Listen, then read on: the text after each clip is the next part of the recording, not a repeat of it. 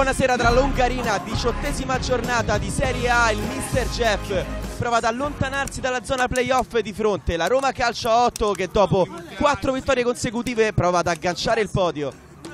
Attacca il mister Jeff, il pallone in profondità, c'è un tocco però, punizione.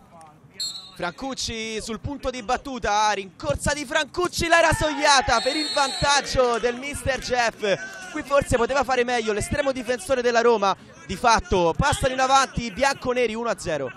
Attacca il mister Jeff, il pallone è girato a sinistra, parte il cost to cost dall'altra parte per Bonanni che si coordina, tiro fuori di poco.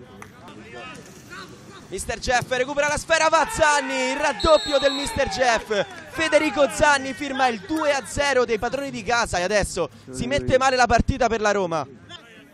La reazione dei giallorossi, pallone in avanti, provano lo sfondamento, mette fuori la difesa del mister Jeff. Seferi, il pallo lo favorisce, ancora Seferi in mezzo a 3, Seferi se ne va, pallone sul sinistro, accorcia la Roma Calcio 8, 2-1 adesso. Il solito Klaus Seferi firma un'azione personale, il diagonale che non lascia scampo al portiere, 2-1 per il mister Jeff. Giancarlo, l'appoggio per Seferi, in mezzo a 2, Seferi chiude il triangolo con Giancarlo, che gol divorato vicino al pareggio. Calcio di punizione, sempre Francucci, va lui alla conclusione, questa volta dice no Gabriele.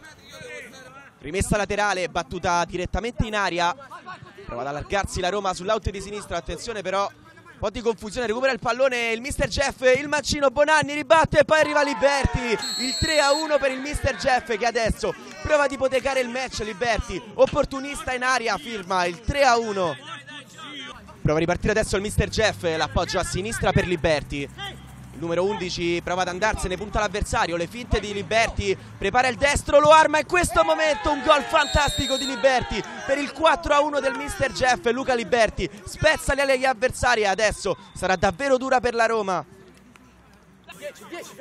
L'appoggio su rimessa laterale per Sestili che lascia per Ciccolini, l'involata sull'out di destra, ancora Ciccolini, prova il diagonale sul palo.